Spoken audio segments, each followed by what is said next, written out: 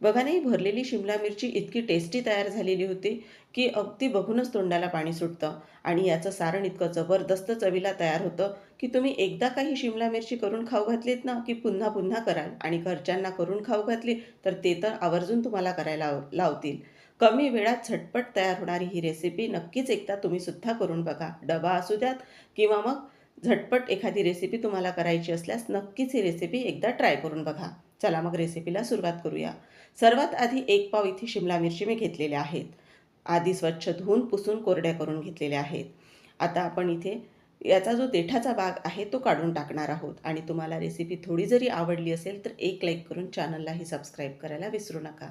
तर आता इथे आपण जेव्हा सारण भरून शिमला मिरची तयार करतो तर त्यासाठी शिमला मिरची निवडताना बघा, शिमला मिरचीला बऱ्याचदा थोडासा वेडावाकडा असा आकार असतो. तर त्यासाठी व्यवस्थित आकाराच्या हे शिमला मिरची निवडायच्या आहेत आपल्याला, म्हणजे सारण त्यामध्ये व्यवस्थित भरलं जातं. तर आता बघा, सुरुवातीचा देठाचा जो भाग आहे तो मी इथे बघा चाकूने काढून घेतलेला आहे. तर आता हा मधातला बियांचा जो भाग असतो तो सुद्धा व्यवस्थित असा आपल्याला काढून घ्यायचा आहे, म्हणजे सारण भरपूर असं यामध्ये भरलं जातं. तर बघा, अगदी सहज मधातलाही भाग वेगळा झालेला आहे आणि यामध्ये आपल्याला भरपूर असं सारण मग भरता येतं. आता परत एकदा दुसऱ्याही मिरचीचा तुम्हाला असाच हा भाग काढून दाखवते. तर इथे काय झालं, देठाचा भाग जो असतो ना तो विकत घेताना त्याला फार कमी प्रमाणात होता. तर आता इथे आपण दुसऱ्याही शिमला मिरचीचा मधातला असा भाग काढून घेत आहोत. अगदी बघा, आपण चाकूच्या मदतीनेच हा सहज काढू शकतो. याला जास्त वेळही लागत नाही आणि सहज पूर्ण बियासुद्धा बाहेर येतात. तर आता बघू शकता इथे आता यासुद्धा शिमला मिरचीचा हा भाग आपण काढून घेतलेला आहे. आता मात्र आपल्याला ह्या अजिबातही धुवायच्या नाही, आपण आधीच धुवून घेतलेल्या आहेत. आता या शिमला मिरची आपण मधातला भाग काढून तयार करून घेतलेले आहेत. आता चला मग छान चटपटीत चवीचं आपलं मस्त टेस्टी असं सारण तयार करायला घेणार आहोत. तर आता एका भांड्यात आपल्याला सर्वात आधी काय करायचं आहे, इथे आपण सुक्या खोबऱ्याचे काप घेतलेले आहेत. तर आता 1 चमचा भरून आपल्याला घ्यायचे आहेत नाश्त्याच्या चमच्याने. आणि अर्धा चमचा इथे आपण धणे घेतलेले आहेत. सर्व साहित्य कोरडंच भाजायचं आहे. अर्धा चमचा इथे आपण बडीशोप घेतलेली आहे. पाव चमचा जिरे घेतलेले आहे. आणि त्याचबरोबर इथे 4 ते 5 काळी मिरी आपल्याला घ्यायची आहेत. काळी मिरी घातल्यामुळे छान खमंग असं हे सारण लागतं. आता आपल्याला हे जे सारण आहे हे कोरडं भाजायचं आहे आणि हलकासा याला असा सुगंध भाजण्याचा येईपर्यंत भाजायचा आहे. फार जास्त काळपट रंगावर भाजायचं नाही.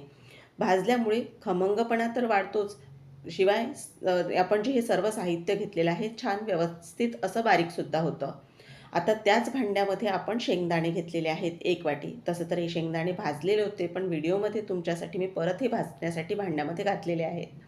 तर आता हे शेंगदाणेसुद्धा आपल्याला छान खमंग असे भाजून घ्यायचे आहेत. आणि आता हे शेंगदाणे आपण काढून घेणार आहोत. तर 1 वाटी शेंगदाणे, 4 आपण मध्यम आकाराच्या शिमला मिरची घेतलेल्या आहेत, त्यासाठी पुरेसं आहे. तर आता हे भाजून घेतलेलं जे सर्व साहित्य आहे ते थंड करून घेतलेलं आहे. आणि आता ते मिक्सरच्या भांड्यामध्ये आपल्याला बारीक करण्यासाठी घालायचं आहे.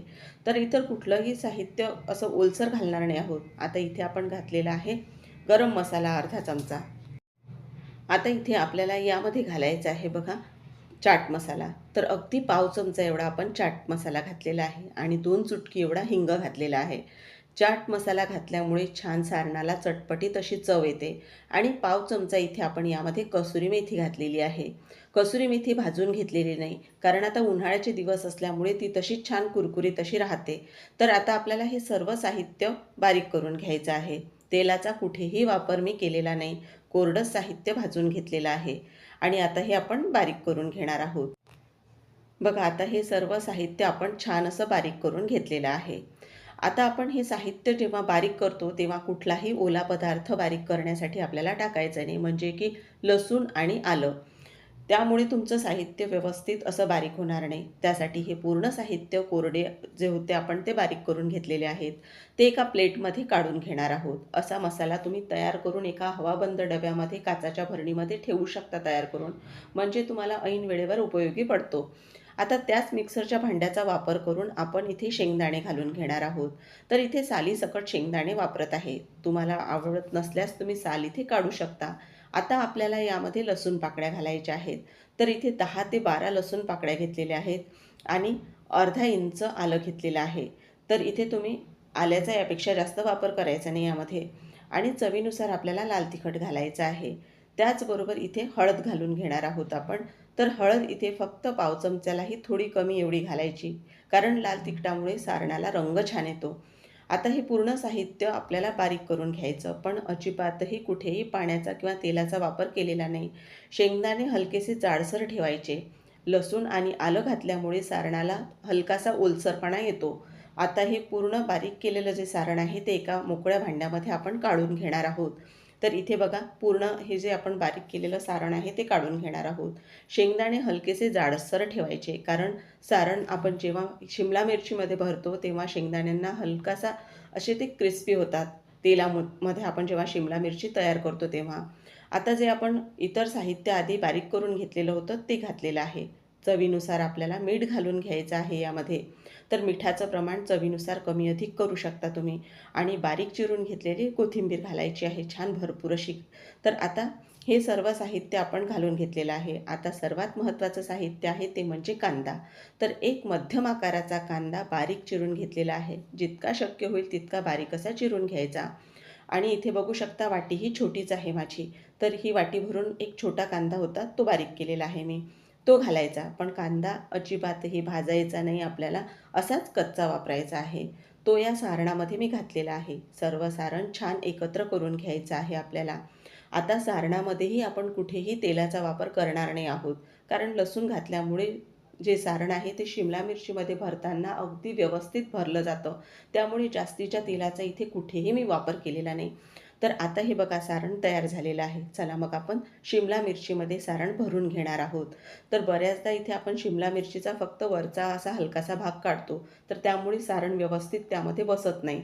तर मी बघा बऱ्यापैकी असा भाग काढून घेतलेला आहे.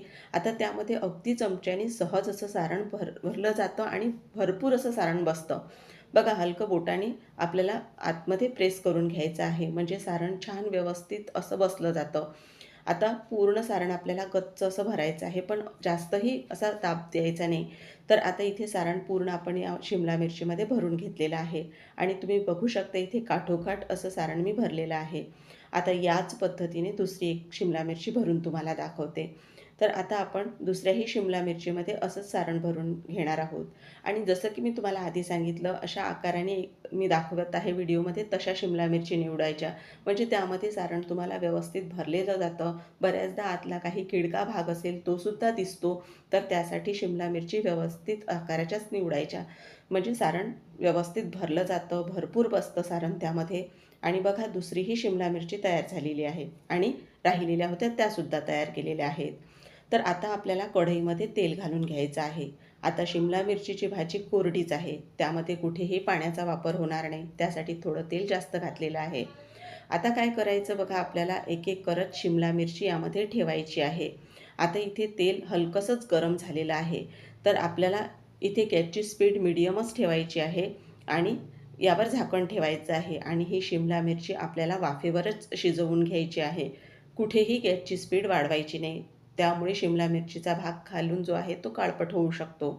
तर इथे बघा, आपण 3 ते 4 मिनिटाची वाफ काढून घेणार आहोत सुरुवातीला, आणि शिमला मिरची ज्या आहेत त्या दुसऱ्या बाजूने पलटवून घेणार आहोत. तर आता झाकण उघडून घेणार आहोत. तर आता दुसऱ्या बाजूने पलटवून घ्यायचे आहेत. आणि बघा, सारण कुठेही बाहेर निघालेलं नाही. तर व्यवस्थित असं हे सारण या शिमला मिरचीमध्ये बसतं. अगदी भुरभुरीत असं हे सारण होत नाही.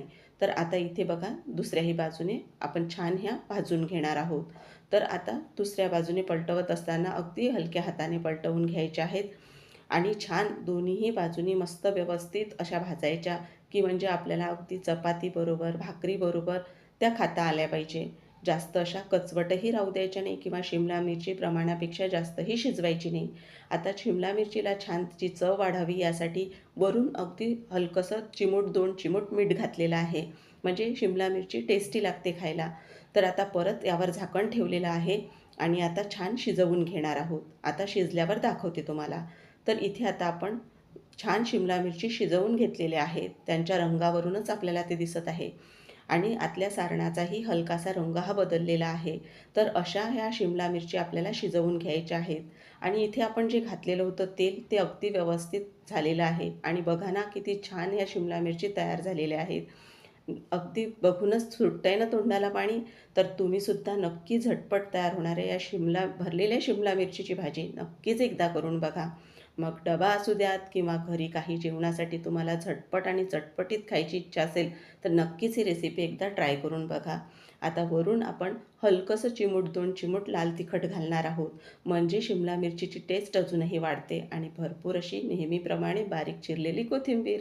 तर बघा, आता ही शिमला मिरची आपण एका भांड्यात काढून घेणार आहोत. तर कशी वाटली तुम्हाला आजची ही रेसिपी? तुम्हाला आजची ही रेसिपी आवडली असेल तर एक लाईक करून चॅनललाही सबस्क्राईब करायला विसरू नका. तुम्हाला चॅनलवर अशा झटपट तयार होणाऱ्या टेस्टी आणि घरगुती भाज्या पाहायला मिळतील. आणि तुम्हाला अजून कुठल्या भाज्या पाहायला आवडतील, मी सांगितलेली पद्धत तुम्हाला कशी वाटली ते नक्की कमेंट करून सांगायला विसरू नका. पुन्हा अशाच एका घरगुती, उपयोगी आणि झटपट रेसिपीसोबत लवकरच भेटूया. तोपर्यंत मस्त खा आणि स्वस्त रहा. धन्यवाद.